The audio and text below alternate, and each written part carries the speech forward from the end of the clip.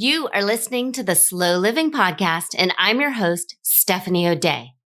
What if I told you that you could truly have the life of your dreams, the life you've always wanted, one filled with abundance, joy, and a sense of purpose?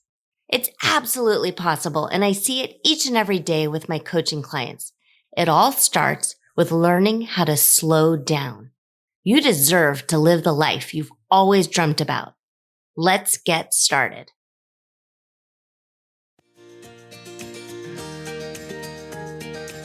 We are at episode number 48, and I'm thrilled that you are here, you are back, you are listening to my words.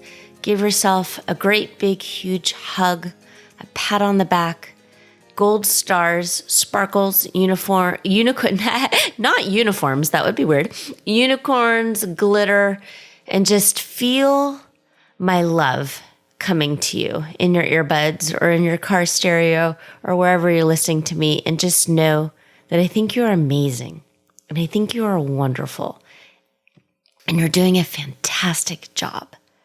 This is episode number 48, and it's entitled How to Be More Productive. And it came to me through an email question. I'm currently in the midst of a kind of online summit with my friend Laura Smith, and Laura Smith runs the Get Organized HQ website. It used to be called iHeartPlanners.com, but now she sort of rebranded, and it's this Get Organized HQ, and HQ is headquarters. And there's this online summit, and a whole bunch of speakers are talking and sharing. And so I did a talk on the 5 steps to slow living. And if you've been here for a while, I truly believe that the secret to life, the secret sauce in all of the things is to go slow and to figure out what it is you really want out of life. Because this is it. You only get this one chance. There's literally no do-overs so far. Maybe science will figure something out, but just like Social Security, it's not something that I'm going to count on, and it's not something that I want you to count on. So you have to make the most of your life here, now. And that doesn't mean you're behind, and it doesn't mean you have to play catch up. Press the pause button. Go slow. Go within.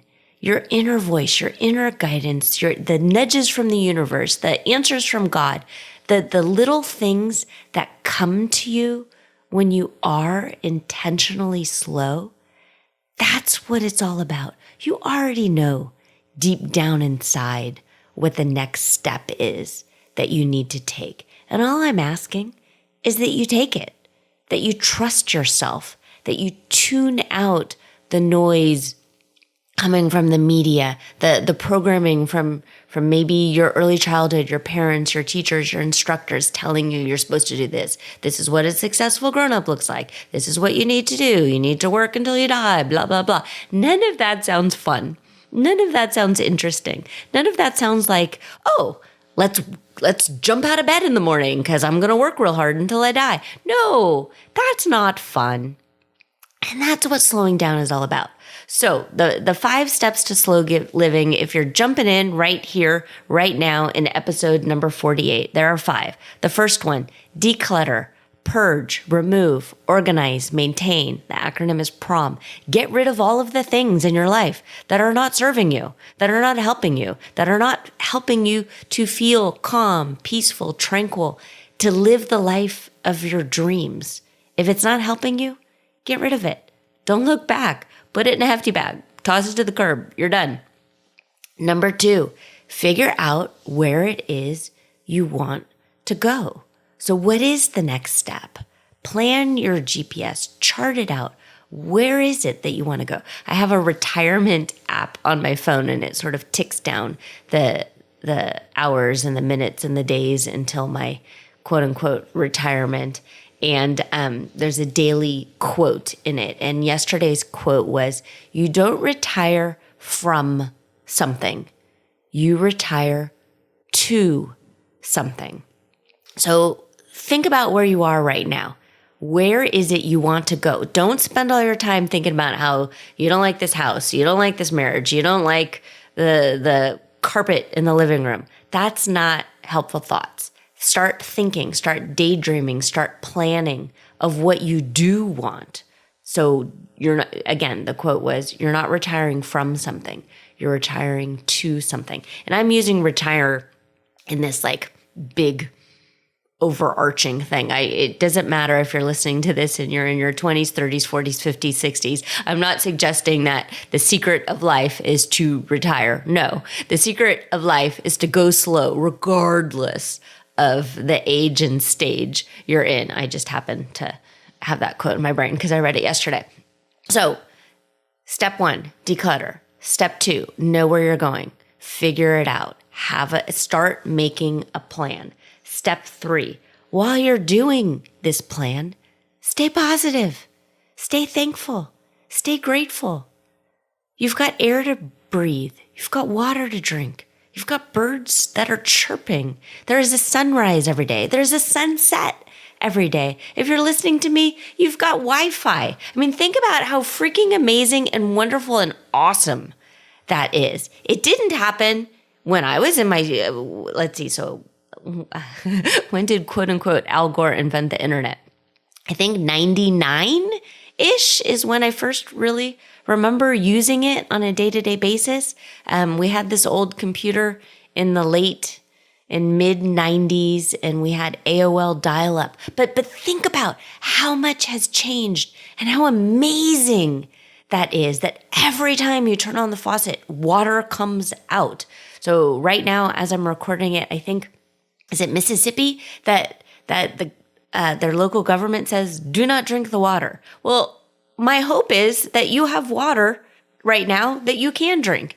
And that is pretty just phenomenal. So soak that up. Think about it. Be grateful to the here and the now. And then step 4, teeny tiny baby steps forward, just a little bit every day.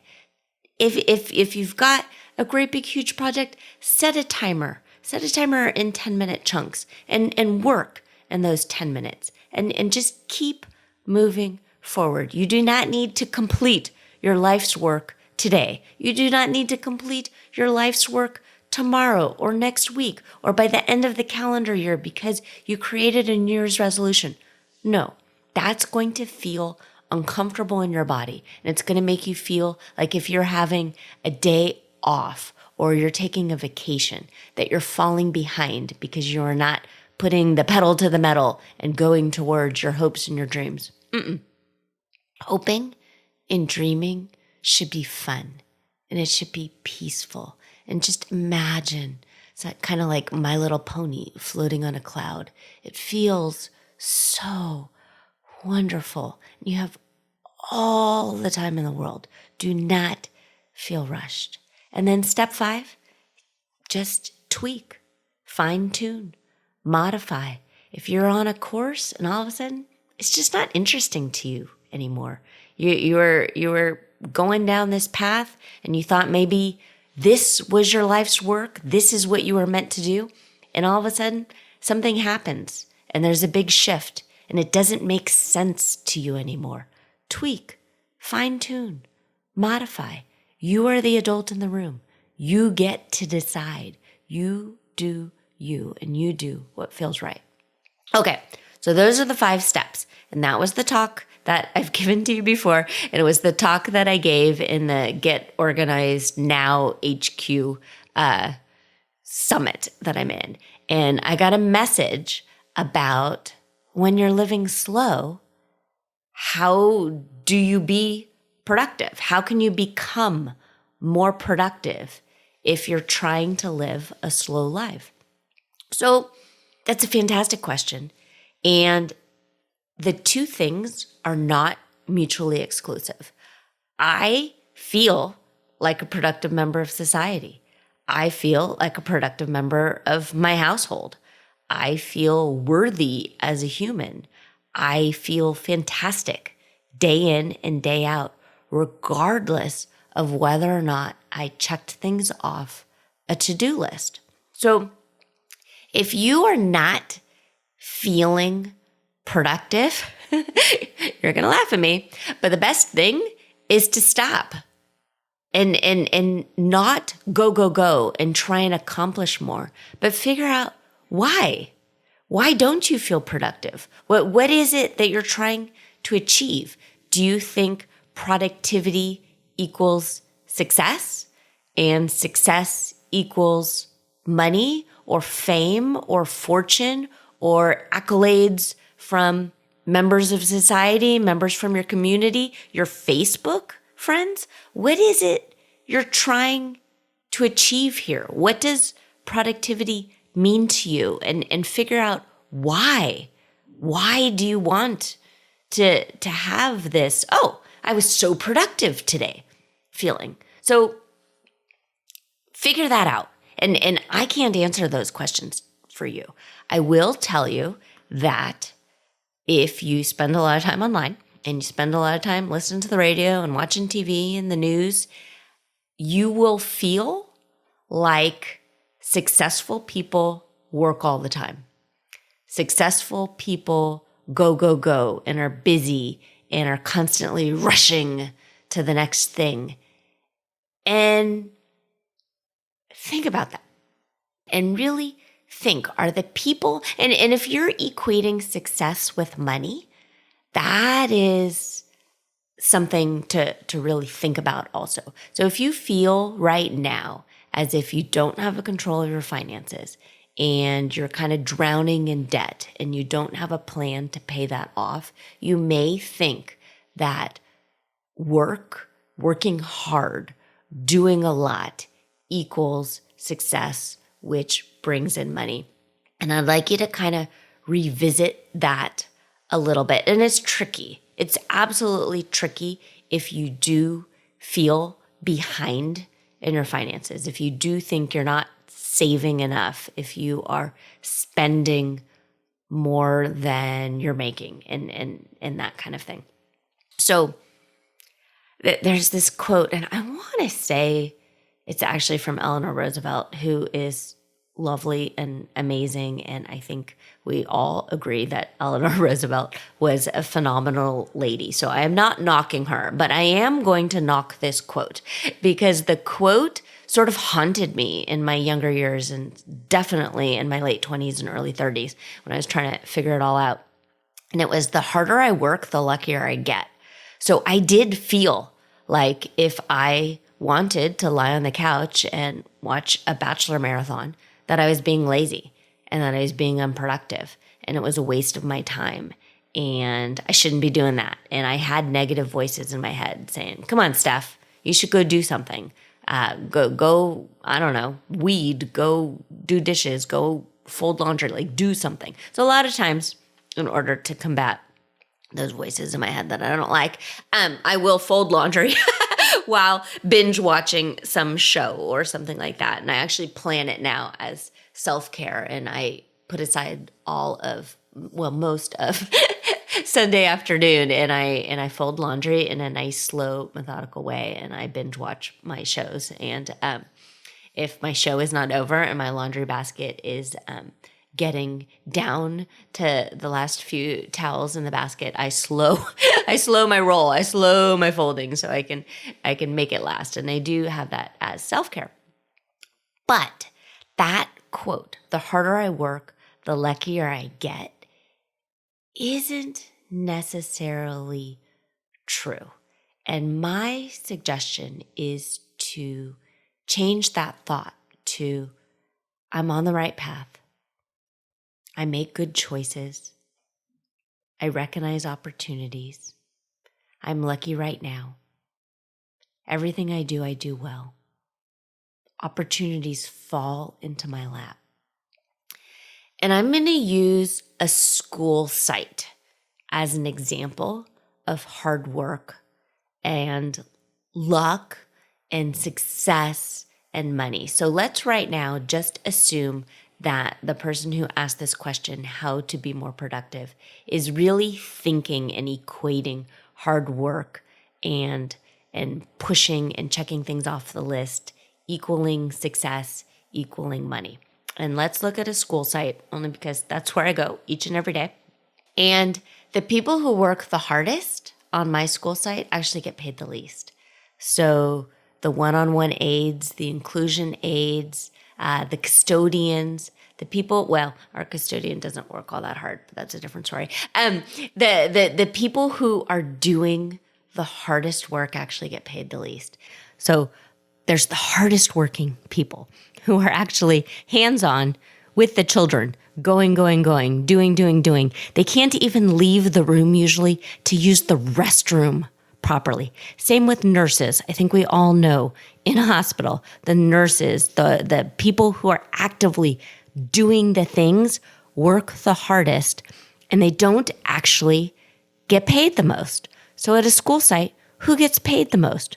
Well, there's the people in charge. It's the specialists, the people who have doctorates, the superintendent, all of the people in the district office. Those people aren't actively actually in the classroom doing the things. They get to sit around and talk. They get to sit around and have meetings, and they get paid the most. In a factory, it's the guy who owns the thing who gets paid the most, not the people who are on the line risking their fingers and that kind of stuff. Jeff Bezos, sure, in the beginning, he probably worked hard, but now he's just letting the billions multiply. So eradicate the thought from your head that being productive, I have to be productive, I have to go, I have to constantly be moving, doing, acting, producing in order to be successful. Your successful feeling needs to come from within. You need to love yourself, wrap yourself up in a warm, big, cozy blanket from the inside, and know that you are awesome, and know that you are amazing. And if you are sitting on the couch, cuddling with your 3-year-old and reading a story, and there are dishes in the sink, who cares? Be in the here and the now. You are being productive, doing things, checking stuff off a list. It doesn't matter. It doesn't matter. Be here, be now, be present, feel good about yourself. You know intuitively and instinctively what you should be doing. And if your body is telling you to take a nap, take a nap. It's all going to be okay. And then look at a hotel, the housekeepers, the people who are literally physically doing the hard work. They are super productive. They are working hard. But I think you can agree that chances are they do not get paid as much. Certainly they don't get paid as much as the hotel manager, but they probably don't get paid as much as the person who answers the phones. They're not getting tips the same way as maybe the doorman is, or the bag carrier, and anyone at the front desk who literally just stands there and waits for the phone to ring or waits for people to come in. They have a lot more downtime and they're getting paid more. So shift those thoughts, because hard work does not equal money each and every time, and it doesn't equal success each and every time. And I want you to also know that the feeling of you're not doing enough, or you're not good enough, or you should be doing more, that comes from a lack of self-worth. And you are just as worthy as a person if you're taking a nap on the couch because you're tired and you're listening to your body. You are just as worthy as someone who is out rototilling the front yard, or someone who is driving around and delivering food in all of these different ways, and your gold stars and your feeling of worthiness really does need to come from within. And most people, if you're listening to this podcast, most people who are listening to self-help or personal development books are already wired to be kind of type A driven people. You're already trying to be better. You're already not a sloth. The people in general who need the kind of cattle prod to get up off their butt and do the things, they're not you. They're just not. So do not equate yourself with that. You know deep down inside, if you're a hard worker, you know deep down inside, when push comes to shove, you will rise to the occasion and you will go. If you have too much clutter, declutter it. If you're feeling behind in some way and it would make you feel better to do something, set a timer and go do something for 10 minutes and then feel good about yourself.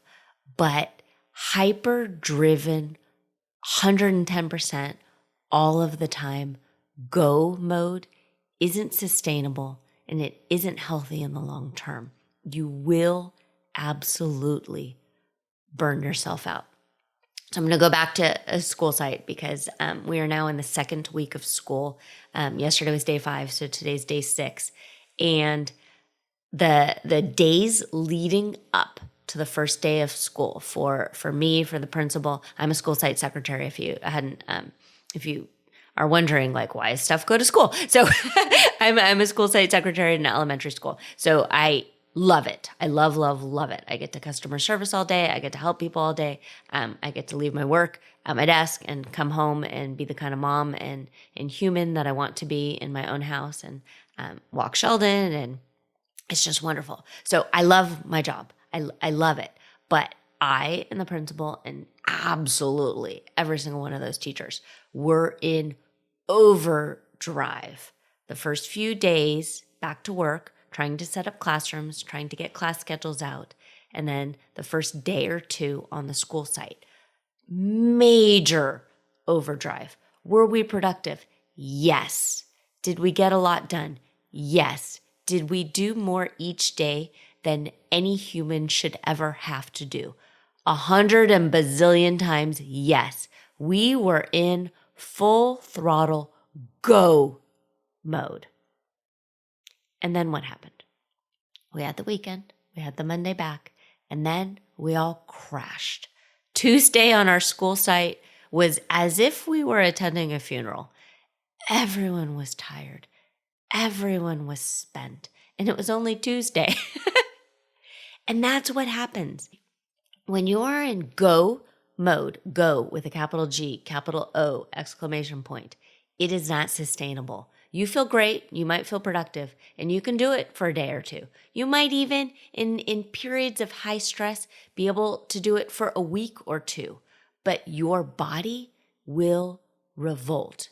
You will crash. You have to recover. You have to slow down. You have to listen to your body. And if you don't, and you ignore it, and you feed it lots of stimulants and caffeine and Red Bull and 5-hour energy, and you decide, no, I'm going to ignore all those things and I'm going to go, that's when you get sick. That's when your body breaks down. That's when all of a sudden you have some weird ailment that you don't know anything about, or your body somehow decides to pull a muscle or break an ankle. No human is supposed to be at 110% all of the time. So figure it out. Yes, just like when you're running a very long race, you see the finish line, sometimes you sprint for a block or two, but in general, you're slow, you're steady, you're methodical. You put one foot in front of the other and you just keep going. Trudge, trudge, trudge, trudge. And remember, if you're on the right path, you're going to get there when you get there. And it doesn't need to be tomorrow. It doesn't need to be next week. It doesn't need to be by December 31st. You will get there when you get there. And all anyone can ask of you is to keep going and not give up. Okay, I hope that was helpful. I hope that was, I want to say productive, but I hope that felt good and as if you can make forward progress on your hopes and your dreams and your goals and your aspirations in a thoughtful, methodical, slow way. You're still productive, but you are not friendsified. If you have any questions, absolutely reach out to me. If you're having trouble with this and you don't understand and you have this kind of mindset block that hard work does equal success and you can't break through that, reach out to me. There's some sort of mindset, something that we can work through together. I do have free one-time calls and I'm happy to jump on the call with you. And it's stephanieodea.com/mindset, all one word, MINDSET. I'm happy to hop on the phone with you. If you need help charting out your course, you don't know what what you're moving towards, you just know what you don't want, reach out to me. I'm happy to hop on the phone with you. Give yourself a great big huge hug. I think you are amazing and wonderful, and I will see you next time.